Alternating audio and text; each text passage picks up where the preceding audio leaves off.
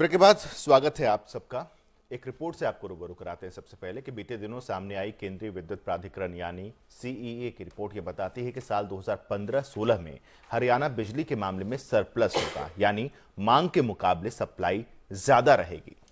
लेकिन जिस ढंग से गर्मियों में लोगों को रोजाना बिजली कटौती का सामना करना पड़ रहा है, उससे तो यही सवाल उठ रहा है कि आखिर इस सरप्लस के मायने क्या हैं। साथ ही लोग खट्टर सरकार को वो चुनावी वादा भी याद दिला रहे हैं जिसके मुताबिक प्रदेश भर में 24 घंटे बिजली की सप्लाई होनी थी।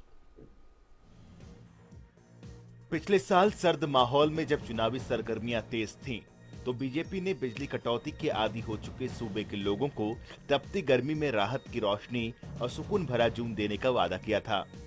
लेकिन सत्ता के 7 महीने बीत जाने के बाद भी लोगों को वो राहत नसीब नहीं हो पाई है। आलम यह है कि चिलचिलाती गर्मी में आज भी घरों की बत्ती गुल है और लोग उसी तरह से सरकार को कोसने में लगे हुए हैं। बीजेपी ने वादा किया था कि सत्ता में आने के बाद सूबे में 24 घंटे बिजली की सप्लाई की जाएगी, लेकिन हकीकत यह है कि 24 घंटे तो क्या, कई इलाकों में आज 12 घंटे बिजली भी नहीं आ पा रही है। और ये हाल तब है जब केंद्रीय विद्युत प्राधिकरण की रिपोर्ट बिजली के मामले में हरियाणा को सरप्लस स्टेट बता रही है। प्रदेश में करीब 7,200 मेगावाट बिजली है, जबकि मांग तकरीबन 6,900 मेगावाट की बताई जा रही है। दिलचस्प बात यह है कि इस बिजली का बड़ा हिस्सा केंद्रीय कोटे और निजी कंपनियों से खरीदा जा रहा है और प्रदेश के ज्यादातर पावर प्लांट काम ही नहीं कर रहे। इस वक्त पानीपत की 8 यूनिट बंद पड़ी हैं और सिर्फ 2 यूनिट ही कभी कभार चलाई जा रही हैं। खेदड़ की भी दोनों यूनिट बंद थी, जिनमें से 1 यूनिट पिछले हफ्ते चालू की गई। हालांकि यमुनानगर थर्मल पावर प्लांट की दोनों यूनिट फिलहाल चालू हैं और फरीदाबाद के प्लांट की 3 में से 2 यूनिट चल रही हैं, जिस वजह से जून में ही किल्लत का ये हाल है कि लोगों को सड़कों पर उतरने को मजबूर होना पड़ रहा है। और आने वाले महीनों के लिए भी खबर अच्छी नहीं है। केंद्रीय विद्युत प्राधिकरण की ताजा रिपोर्ट की माने तो जुलाई और अगस्त के महीने में डिमांड और सप्लाई के बीच का फासला और भी ज्यादा बढ़ सकता है। भारत उत्पादन संतुलन रिपोर्ट के मुताबिक जुलाई महीने में हरियाणा में 567 करोड़ यूनिट बिजली की मांग होगी, जबकि आपूर्ति सिर्फ 550.5 करोड़ यूनिट की ही हो पाएगी। खराब मानसून की आशंका के बीच अगस्त में तो हालात और भी खराब होने के अंदेशा हैं। अगस्त महीने में 558 करोड़ यूनिट मांग के मुकाबले सिर्फ 553 करोड़ यूनिट सप्लाई रहने का अनुमान है। इस तरह के अनुमान के बावजूद भी प्रदेश सरकार ने अपने पावर प्लांट से उत्पादन चालू करने की बजाय इन गर्मी के दिनों में भी केंद्र के अलग अलग सेक्टर से मिल रही 2,565 मेगावाट और अडानी पावर से खरीदी जा रही 1,424 मेगावाट बिजली से ही सप्लाई करना जारी रखा हुआ है। इसकी एक वजह वो लागत भी है जो इस बिजली उत्पादन पर लगती है। जानकार मानते हैं कि सरकार ने प्रदेश के पावर प्लांट से उत्पादन इसलिए रोका हुआ है क्योंकि जो बिजली यहाँ बन रही है उसकी लागत ज्यादा आ रही है, जबकि निजी कंपनियां उससे कम में बिजली मुहैया करा रही हैं। और इसी के चलते प्रदेश के पावर प्लांट ठप पड़े हैं और भारी मांग के बीच भी सरकार बिजली संकट दूर करने के लिए सिर्फ खरीदी हुई बिजली के ही भरोसे बैठी है। फोकस हरियाणा के लिए ब्यूरो रिपोर्ट। राजीव जेटली जी, आपसे सवाल है मेरा, क्योंकि एक दिलचस्प यहाँ पर रिपोर्ट है केंद्रीय विद्युत प्राधिकरण की जो ये कहती है कि 2015-16 में मांग जो है उससे ज्यादा आपूर्ति होगी। हमने रिपोर्ट में भी दिखाया कि 7,200 मेगावाट बिजली है, जबकि मांग सिर्फ 6,900 मेगावाट की है। ऐसे में सवाल तो जहन में जाहिर तौर पर उठेगा, फिर किल्लत क्यों है, इसके पीछे की वजह बता पाएंगे आप? अमृता, मेरी चर्चा की शुरुआत में अगर आपने गौर किया हो तो मैंने सबसे पहले यही बात रखी थी कि बिजली सरप्लस में है, लेकिन बिजली घरों तक क्यों नहीं पहुंच पाती थी? क्यों कानून बना हुआ था बिजली थी नहीं है की बात मैं आपको पूरी बात सुनाऊंगा। आप थी पे चले जाते हैं। मैं पूरी बात, मैं है पे भी आऊंगा। आप पूरी बात सुनिए। क्यों अगर पहले पहुंचती थी तो आप बोलिए कि हाँ पहुंचती थी, नहीं पहुंचती थी, कानून था, ये भी आप इसको डिनाई नहीं कर सकते हो। अब मुद्दे की बात करते हैं। मुद्दे की बात क्या है कि हमारे पास बिजली सप्लाई पूरी तरह से होती रही। हमारे टाइम पे पूरी बिजली रहती थी। अरे यार एक मिनट सुन लीजिए। अब हमारे पास बिजली पूरी होती थी, हमारा जो ट्रांसमिशन सिस्टम था जिसको ना कांग्रेस सरकार डिनाई कर सकती है, ना केंद्र सरकार डिनाई कर सकती है, ना रेगुलेटरी अथॉरिटी डिनाई कर सकती है कि हमारे ट्रांसमिशन सिस्टम में इतनी खामियां थी। हमारा जो ट्रांसमिशन सिस्टम था, जो अभी भी छोटे ट्रांसफार्मर लगे हैं, उसमें इतनी धांधलियां हुई कि बिजली को आप ठीक कर सकते हैं, आपके पास पावर है, सरकार है, प्रशासन है। पूरी बात सुनेंगे तो बताता हूं मैं आपको। समय की कमी है, इसलिए पूरी बात सुन लीजिए क्योंकि बहुत इंपॉर्टेंट बात है ये।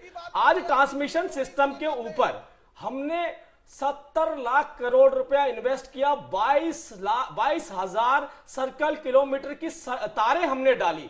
22,000 मेगावाट बिजली अधिक पैदा करी हमारी सरकार ने 1 साल के अंदर, मात्र 1 साल के अंदर। ये रिकॉर्ड है, ये मेरे रिकॉर्ड नहीं है, ये आप रिकॉर्ड चेक कर सकते हैं। अब बात कहां पर आती है, उस बिजली को घरों तक पहुंचाना ताकि 24 घंटे बिजली मिल सके। जहां पर भी हमारी सरकारें हैं वहां पर 24 घंटे बिजली घरों में मिलती है। अब 7 महीने की सरकार में हमने जो काम करे वो भी आपको बता देता हूं। पूरे ट्रांसमिशन सिस्टम को बदलकर उस तरीके से एक टेक्नोलॉजी लेकर आके ताकि जो लाइन लॉस होता है वो लाइन लॉस ना हो, जो सप्लाई हमें पीछे से मिल रही है वो सप्लाई घरों तक पहुंचे। ये जो घरों तक सप्लाई पहुंचना और पीछे से सप्लाई आना, इसके बीच का जो भ्रष्टाचार था उसको हमने खत्म किया 7 महीने के अंदर। और आश्वासन देते हैं आप ये बता सकते हैं लोग परेशान हर घर के अंदर बिजली मिलेगी। जब भ्रष्टाचार खत्म हो गया तो पहुंच जानी चाहिए ना। भ्रष्टाचार तो बहुत बड़े लेवल पर हुआ है, देखिए आप पीछे भी जाकर। भ्रष्टाचार तो आज भी है। नहीं, भ्रष्टाचार तो देखो, भ्रष्टाचार की वजह से लोग जेल में भी बैठे हैं, पहले से ज्यादा है, जेल में भी पड़े हैं लोग, पहले से ज्यादा है भ्रष्टाचार, जेल में भी पड़े हैं लोग। अब बात आपके मंत्री पर आरोप लगे। जेटली जी, छोड़िए, मुद्दे की बात पे आते हैं। मुद्दे की बात आपको सिर्फ ये बताना था कि इस समय लोगों के घर बिजली लोगों के घरों तक पहुंचनी चाहिए। 70,000 करोड़ रुपए का जो नुकसान लाइन लॉस की वजह से होता है, 25,000 करोड़ का नुकसान जो बिजली की कंपनियां उठाती हैं, कभी भी किसी सरकार ने इसकी तरफ ध्यान नहीं दिया। अगर दिया होता तो आज ये हालात ना होते। हमारी सरकार ने टेक्नोलॉजी आपने ध्यान दिया तो क्या फायदा हुआ? सरकार हरियाणा की जनता को बिजली मिली या नहीं मिली, सवाल ये है। हमारी सरकार ने टेक्नोलॉजी को फॉरवर्ड करके जितना टेक्नोलॉजी के फॉरवर्ड होने से फायदा किसका हुआ? जितना लाइन लॉस था उस लाइन लॉस 2 घंटे बिजली मिलती है इस प्रदेश के किसान को। सिर्फ लाइन लॉस की वजह से जो दिक्कतें आ रही हैं उन दिक्कतों को हमने फिक्स किया है, दूर किया है। और बहुत शीघ्र आप देखिएगा अभी 9,000 मेगावाट मात्र जून के अंदर 9,000 मेगावाट सारे प्लांट जो हमने ओवरऑलिंग पे लगाए हैं, मेंटेनेंस पे लगाए हैं, जो अभी बिजली पैदा नहीं कर रहे हैं, वो जब प्लांट भी शुरू हो जाएंगे मेंटेनेंस के बाद तो आप देखिए हरियाणा प्रदेश में प्लांट शुरू करने वाले हैं। हमारी 9वीं यूनिट शुरू हो गई है पानीपत की, एनवायरमेंट क्लियरेंस आ गया। और जो पानीपत के प्लांट बंद पड़े हैं उनका क्या? तो सही, वो ओवरऑलिंग पे आपको इन्फॉर्मेशन होनी चाहिए। अब शुरू क्यों नहीं हुए? 7 महीने आपकी सरकार को लीजिए, आपको टेक्निकल बात करेंगे तो जवाब दूंगा। मैं कह रहा हूँ 9वीं यूनिट हमारी शुरू हो चुकी है, 4 यूनिट की लाइफ स्पैन पूरा हो चुका था, जो बंद कर दी गए थे पहले ही। कांग्रेस की सरकार में भी लाइफ स्पैन पूरा हो चुका था। 9वीं यूनिट का एनवायरमेंट क्लियरेंस आ गया है, वो भी अतिरिक्त बिजली पैदा करेगी। उसके साथ जो हम सब्सिडाइज हम चर्चा कर लें, पैरेलल वर्टिकल है, राजीव जी, 24 घंटे राजीव जी हम इस पे भी चर्चा करेंगे। अरविंद जी लौट रहे हैं। ढींगरा साहब, यहाँ तो सीधे तौर पर आरोप आपकी सरकार पर लग रहे हैं कि आपकी सरकार का किया धरा है ये सब, जिसकी वजह से आज हरियाणा के निवासियों को भुगतना पड़ रहा है। आरोप है आप पर, जवाब दीजिए। सकेत जी देखिए, ये कह रहे हैं कि हमने किया, हम तो 1500 मेगावाट थी जब इनकी और अपना आईएनएलडी की सरकार थी। हमने भाजपा की सरकार की बात कीजिए, आईएनएलडी की सरकार की, आईएनएलडी से जवाब लीजिए उसके ऊपर। ढींगरा जी, आपने पहले भी जिक्र किया इनेलो का। मैं आपको एक बात और स्पष्ट बता दूं, चौधरी ओम प्रकाश चौटाला और ताऊ देवीलाल जी की सरकार में किसान को 24 घंटे बिजली मिला करती थी। वो जिस वक्त जाकर ट्यूबवेल का बटन दबाता था उससे बिजली मिलती थी। ट्यूबवेल पर बिजली 24 घंटे, ट्यूबवेल पर 24 घंटे मिला करती थी। आज किसान को 2 घंटे बिजली नहीं मिल रही, चाहे वो आपकी सरकार रही हो या बीजेपी की सरकार। 24 घंटे पहले अरविंद जी को पता होना चाहिए क्या बोल रहे हैं। 24 घंटे तो चौटाला साहब नहीं बोल सकते, उन्हें पता है कानून था, उनको भी पता है बिजली कटौती कानून था, वो नहीं दे सकते। किसानों के ट्यूबवेल की बात कर रहा हूं मैं, जेटली जी। नहीं, 24 घंटे आपके पास इन्फॉर्मेशन नहीं है, बिल्कुल सही इन्फॉर्मेशन है मेरे पास। अब हवा की बात करनी है तो कितनी भी करें। जेटली जी आप सुन लीजिए, जब आप बोल रहे थे हम सुन रहे थे आपकी बात। बोलिए आप बात सुन लीजिए, सुनने का कष्ट करें आप। बोलिए आप सुनिए। मैं ये कह रहा था, आपके जो मंत्री हैं वो और मुख्यमंत्री जो है आपस में उलझे हुए हैं। आपके जो अरे आप बिजली की बात कीजिए यार, अब आप परचून की दुकान पर चले जाएंगे, फिर टूथपेस्ट की बात करेंगे, बिजली की बात कीजिए। आप बताइए कितने प्लांट बिजली बनाते थे, बताइए ना आप मुझे। आप काम कहाँ कर रहे हैं? आपका ध्यान काम की तरफ है ही नहीं। अरे आप बिजली की बात कीजिए, कितनी बिजली आपकी सरकार ने बनाई मुझे बताओ तो सही। आपको इस समय चाहिए काम करना। लोगों ने आपको वोट दिए, चुन के भेजा है। आपको चाहिए इलाके का काम करना, लोगों को बिजली मुहैया कराना, जो कि आप करना नहीं चाह रहे हैं। लोग इस समय त्राही कर रहे हैं। लोगों की हालात ये है कि उनको इलाके में, गाँव में, शहरों में बिजली नहीं मिल रही है। बिजली की वजह से पानी का नुकसान हो रहा है, पानी भी नहीं मिल पा रहा। आज उनकी मोटरें नहीं चल पा रही, गाँव में खेती करनी मुश्किल। ठीक है, ये समस्या तो है, ये समस्या है और इसी वजह से यहाँ पर विनीत पुनिया जी एक चीज मैं आपसे समझना चाहूंगा यहाँ पर कि सवाल दरअसल ये उठता है, जहां लागत की बात आई, हमने अपने इस रिपोर्ट में भी दिखाया कि जो अडानी प्रोजेक्ट की तरफ से, अडानी पावर की तरफ से जो बिजली खरीदी जा रही है, तकरीबन 1424 मेगावाट जो बिजली ली जा रही है, ये बताया जा रहा है कि वो सस्ती पड़ रही है बनिस्बत इसकी कि राज्य सरकार जो तैयार कर रही है उसके। आखिर इसके पीछे वजह क्या हो सकती है, और क्या अगर यही वजह है तो फिर अपने यूनिट्स को फिर से तैयार करने से बेहतर है कि आप अडानी पावर से ज्यादा खरीदिए अगर वो सस्ती पड़ती है तो? नहीं, ये तो आप सिंपल है, game is very very simple जी। अगर आप प्रोडक्शन नहीं करेंगे तो तनख्वाह तो एम्प्लॉयज को उतनी देनी पड़ेगी आपको। ये तो हो नहीं सकता कि जो खर्च आता है, ये सब गेम मैनिपुलेशन है, ये सिर्फ सपोर्ट करते हैं, ये कुछ लॉबीज हैं जो काम करती हैं प्राइवेट प्लेयर्स को। अगर आपने अपने सिस्टम को इस तरह ही किल करना है तो आप कर दीजिए, लेकिन आपको अपना सिस्टम रखना पड़ेगा। आपको स्टॉप गैप, जो प्राइवेट प्लेयर से जो समझौते होते हैं वो सिर्फ सपोर्टिव होने चाहिए, वो मेन नहीं बनने चाहिए। आपको अपने एम्प्लॉयज हैं, कल को आप कहेंगे कि आप अपने एम्प्लॉयज को हटा दीजिए, कोई जरूरत नहीं है उनकी, हम तो अदानी से कर लेंगे, और ये अदानी तो बड़ा मशहूर नाम हो गया आजकल।